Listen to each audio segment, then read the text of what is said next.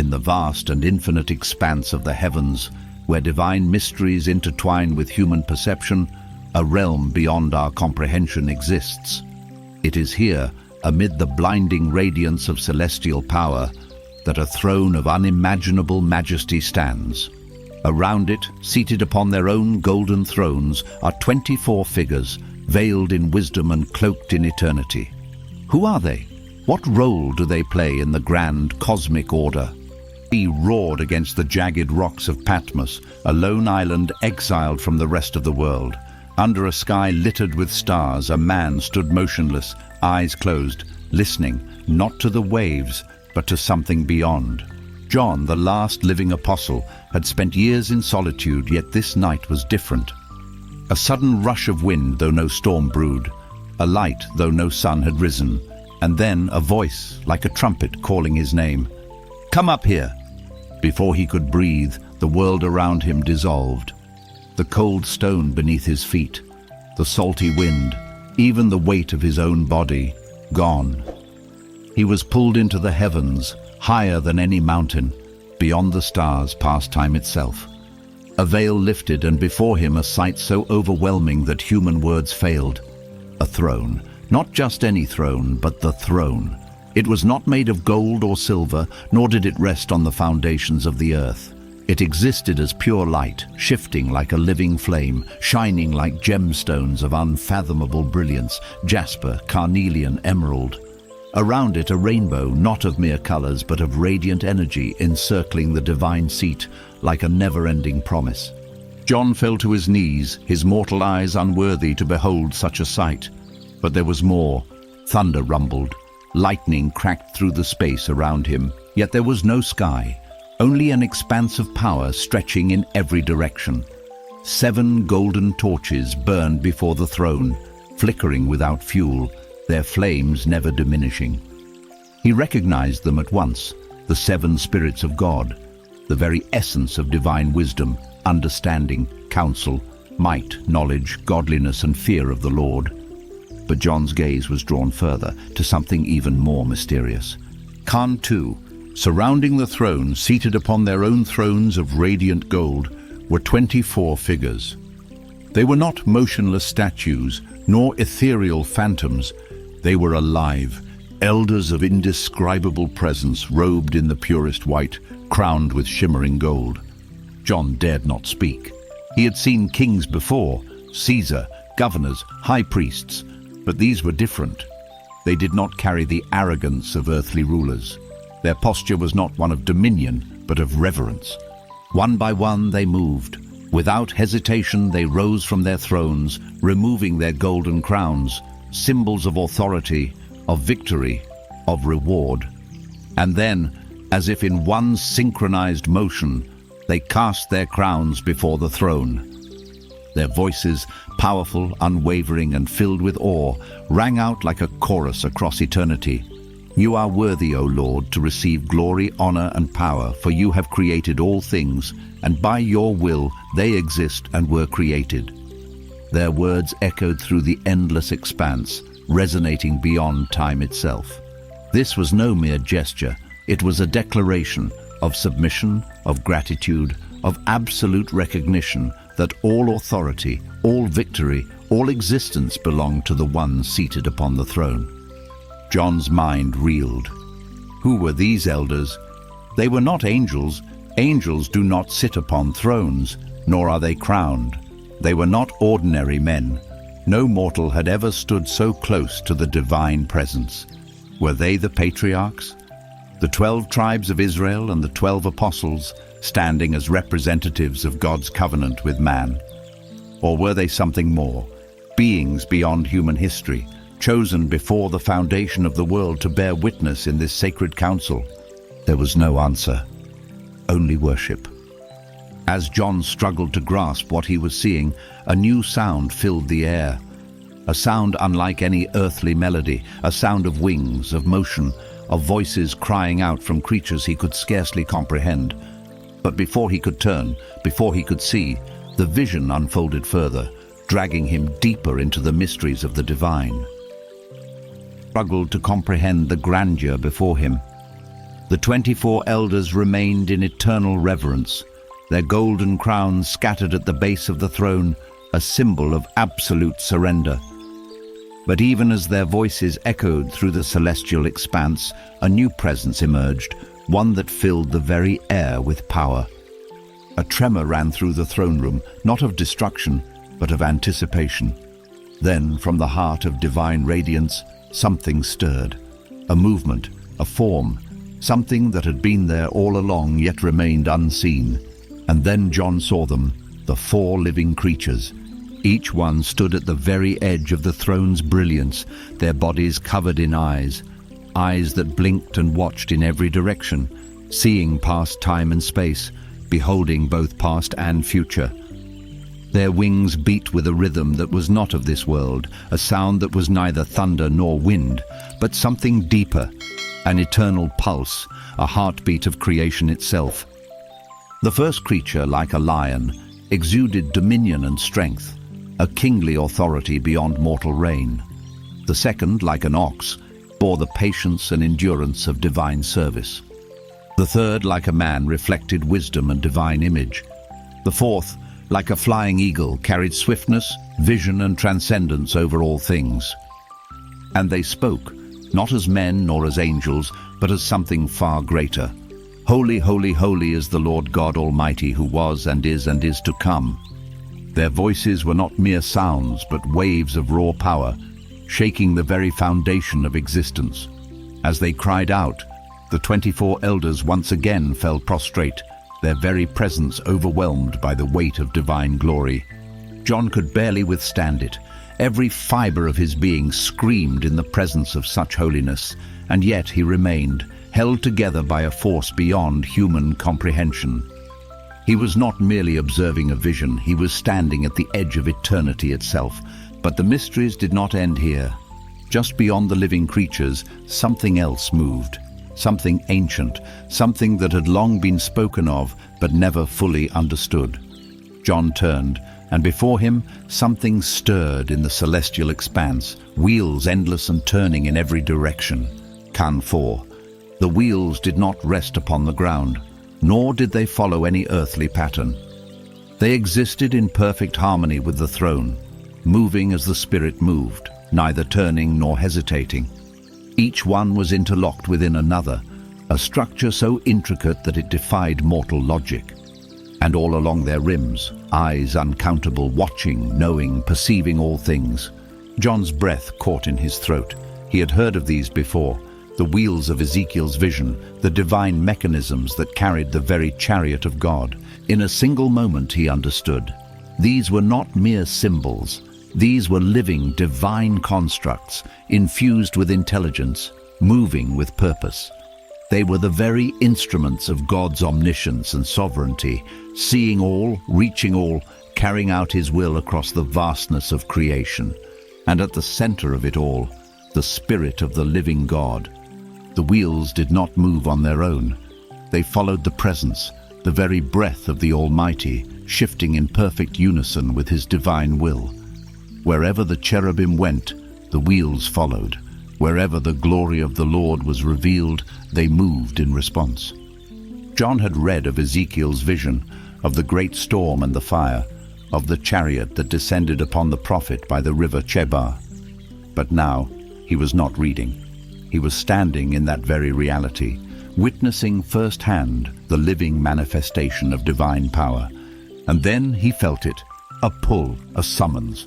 The throne, the elders, the creatures, the wheels, all of it was preparing for something greater, something more profound than even this heavenly spectacle.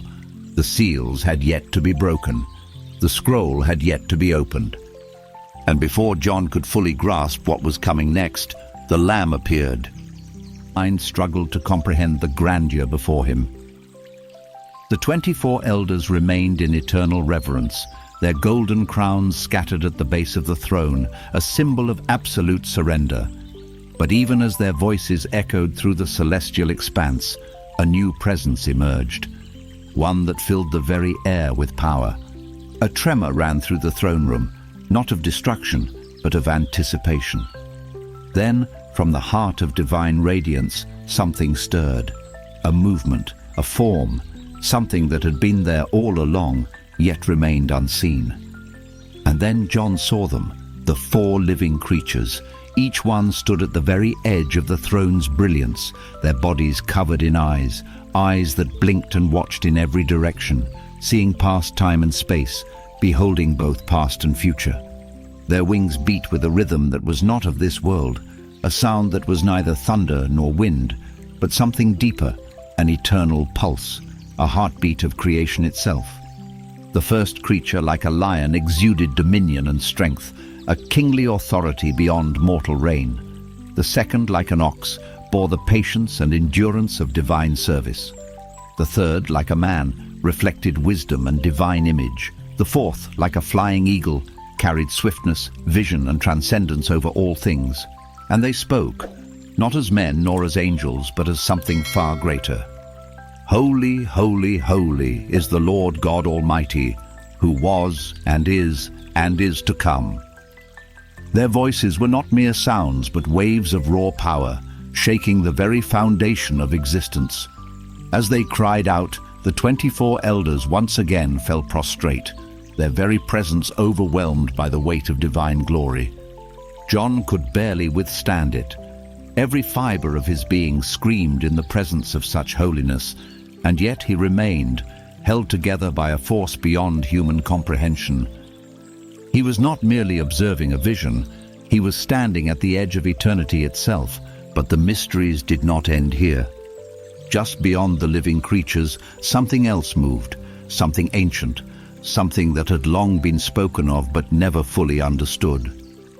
John turned, and before him, something stirred in the celestial expanse, wheels endless and turning in every direction. Rest upon the ground, nor did they follow any earthly pattern.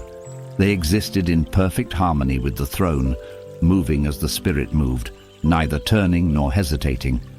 Each one was interlocked within another, a structure so intricate that it defied mortal logic, and all along their rims, eyes uncountable, watching, knowing, perceiving all things. John's breath caught in his throat. He had heard of these before, the wheels of Ezekiel's vision, the divine mechanisms that carried the very chariot of God. In a single moment, he understood. These were not mere symbols. These were living, divine constructs, infused with intelligence, moving with purpose. They were the very instruments of God's omniscience and sovereignty, seeing all, reaching all, carrying out his will across the vastness of creation. And at the center of it all, the Spirit of the living God. The wheels did not move on their own. They followed the presence, the very breath of the Almighty, shifting in perfect unison with his divine will. Wherever the cherubim went, the wheels followed. Wherever the glory of the Lord was revealed, they moved in response. John had read of Ezekiel's vision, of the great storm and the fire, of the chariot that descended upon the prophet by the river Chebar. But now he was not reading. He was standing in that very reality, witnessing firsthand the living manifestation of divine power. And then he felt it, a pull, a summons. The throne, the elders, the creatures, the wheels, all of it was preparing for something greater, something more profound than even this heavenly spectacle. The seals had yet to be broken. The scroll had yet to be opened, and before John could fully grasp what was coming next, the Lamb appeared. Room dimmed, not in radiance, but in focus. All eyes, mortal and celestial, turned toward the center, where something new appeared. A scroll. It hovered before the throne, sealed with 7 seals, its surface gleaming with an ethereal light. John's heart pounded. He knew, deep within his soul, that this scroll contained the fate of the world, the unraveling of history itself. But it was sealed, locked beyond mortal reach. A powerful voice rang out, echoing across eternity. Who is worthy to break the seals and open the scroll? Silence. The heavens themselves held their breath. The elders did not move. The living creatures did not speak. The wheels remained still. Across the celestial expanse, none stepped forward. No angel, no elder, no force in creation dared to approach the scroll. John's spirit broke. If no one could open the scroll, then the divine plan would remain unfulfilled. The mysteries of God would remain hidden. The judgments, the promises, the final victory, all would be lost. He fell to his knees, tears blinding his sight. But then, a voice, "Do not weep. See, the Lion of the tribe of Judah, the Root of David, has triumphed. He is worthy to open the scroll and its 7 seals." John lifted his head, expecting to see a mighty warrior, a king clad in glory, a roaring lion ready to conquer. Instead, he saw a lamb. But this was no ordinary lamb. It bore the marks of sacrifice, wounds fresh yet eternal, a paradox of weakness and unimaginable power. 7 horns, symbols of complete authority. 7 eyes, the fullness of divine wisdom. It stood at the very center of the throne room, amid the elders and the living creatures, unshaken by the presence of infinite holiness. The Lamb stepped forward. He reached for the scroll, and at that moment, all of heaven erupted. The elders fell before him, each holding golden harps and bowls filled with incense, the prayers of the saints. The living creatures sang, their voices weaving through eternity. Myriads upon myriads of angels, countless beyond reckoning, joined in, their chorus thundering through the heavens. Worthy is the Lamb who was slain to receive power and wealth and wisdom and strength and honor and glory and praise. Every being in heaven, on earth, beneath the earth, and across all creation lifted their voices in unity. To him who sits on the throne and to the Lamb be praise and honor and glory and power forever and ever. John could barely comprehend what he was witnessing. The sealed scroll, the divine mystery that no force in heaven or earth could open, was now in the hands of the Lamb. The seals would be broken. The final chapter of history was about to begin. But as John braced himself for what was to come, another vision pulled him deeper into the divine mysteries, this time to the depths of creation itself. Not of clouds, but of wrath, John saw the behemoth standing in the wild, its body towering like a living fortress, muscles like cords of iron. It feared no creature, bowed to no master but one. God alone had the power to approach it, to command its strength. Look now at the behemoth, which I made along with you. It eats grass like an ox. See its strength in its loins, its power in its belly. Its bones are like beams of bronze, its limbs like bars of iron.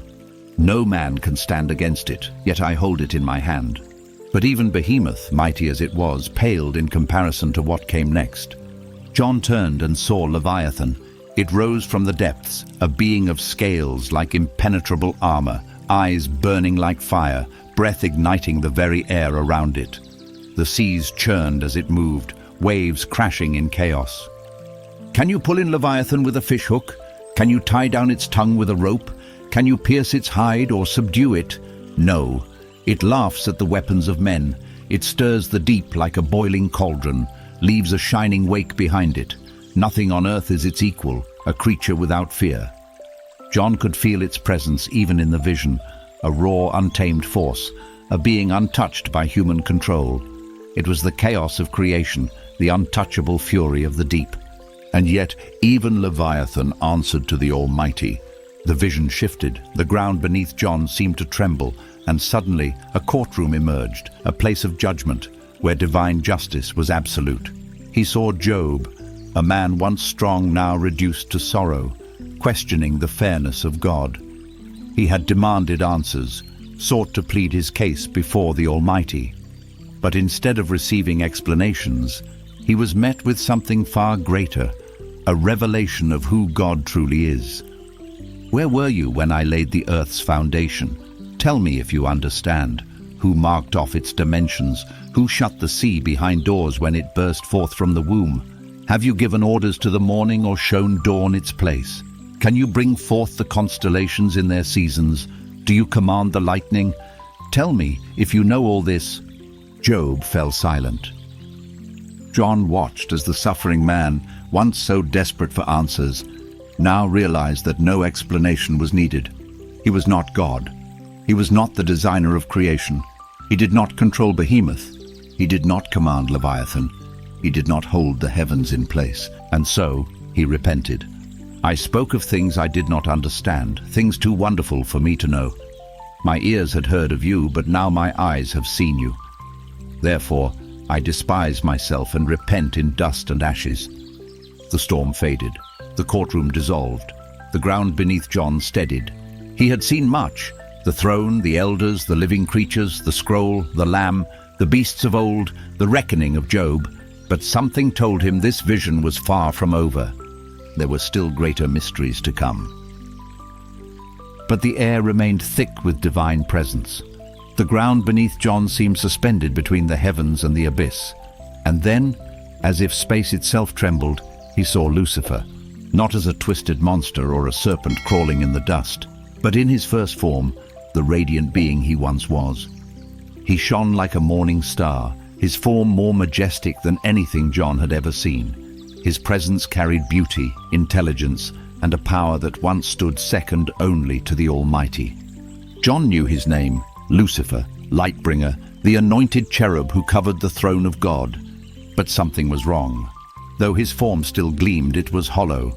His eyes burned not with the fire of holiness, but with something darker: pride, defiance, an unquenchable hunger for more. And then John heard his words, echoing through eternity. "I will ascend to the heavens. I will raise my throne above the stars of God. I will sit enthroned on the Mount of Assembly. I will make myself like the Most High." The heavens convulsed. The throne of God did not move, did not falter, but all of creation shuddered at the rebellion that unfolded. There was no battle, no struggle, no war. With a single command, like a bolt of lightning splitting the firmament, Lucifer fell. John saw him plummet from the heights of glory, his wings tearing away, his radiance burning into shadow, his name becoming a curse among all creation. No longer the Lightbringer, but Satan, the adversary. He struck the abyss with a force that shattered the very foundations of the deep, and there, in the darkness, he began his work. Not to destroy the throne, for he knew he could not, but to corrupt those who bore the image of God. John saw him whispering in the ears of kings, twisting truth into lies, leading nations into ruin, ensnaring souls with promises of power and pleasure. He saw the wars, the betrayals, the idols raised in defiance of heaven. He saw how Lucifer, now Satan, had turned the world into his battlefield, waging war not against God, but against man, the very creation God loved. And then John saw the cost of that war. A garden long ago where humanity first fell to deception, a flood where the earth was cleansed, a cross where the Son of God bore the weight of it all. The vision shifted. Lucifer, still bound in his rebellion, stood before a sea of fire, his final destination, the place prepared for him and his followers. The abyss he had once ruled would become his prison.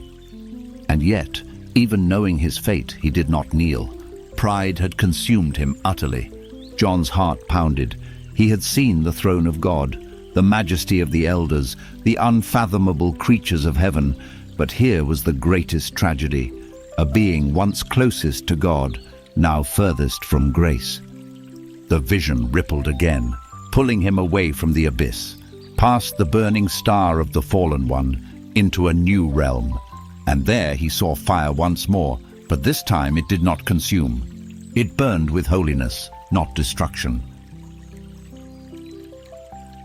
Of heaven, the air itself shimmered like molten gold, thick with the weight of eternity. And above him, surrounding the throne, the seraphim burned. They did not merely exist in the fire, they were the fire. Their 6 wings, veiled in living flames, moved in perfect harmony. With 2, they covered their faces, for even they, beings of unimaginable purity, could not gaze directly upon the Almighty. With 2 they covered their feet, an eternal sign of humility, and with 2 they flew, suspended in the presence of God. They did not whisper nor murmur. They cried out, "Holy, holy, holy is the Lord Almighty. The whole earth is filled with his glory." John felt the power of their voices shake the very foundation of heaven. This was no simple song. This was the song of creation itself. A declaration so absolute that it rippled through time and space, through every star and world and soul ever made. John realized this was the same cry Isaiah had heard when he stood trembling before the throne.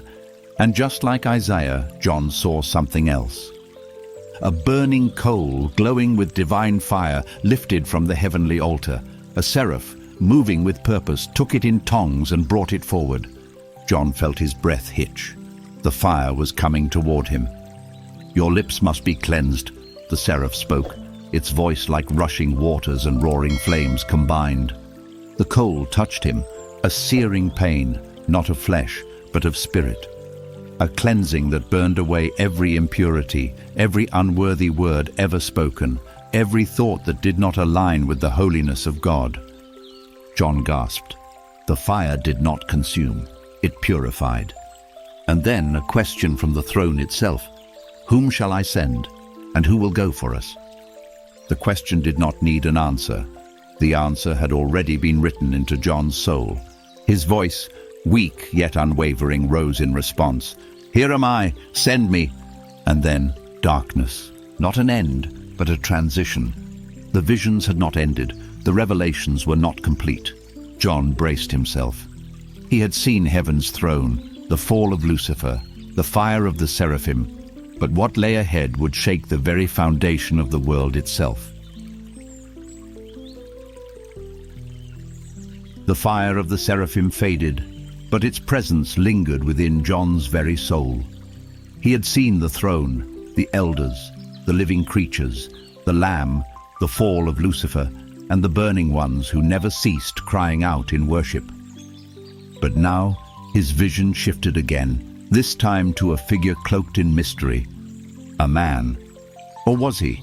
He stood alone, unshaken by the divine forces surrounding him. He was a king, yet his robes bore no insignia of earthly rule. He was a priest, yet he held no temple. He was eternal, yet he appeared in the distant past, walking upon the earth. John knew his name, Melchizedek. The vision carried him back, beyond Patmos, beyond the time of the prophets, to the days of Abraham. He saw the great patriarch, weary from battle, returning with his men. The spoils of war were his to claim, the victory secured by the hand of God, and then Melchizedek appeared. He came with no army, no demand for tribute, no declaration of conquest.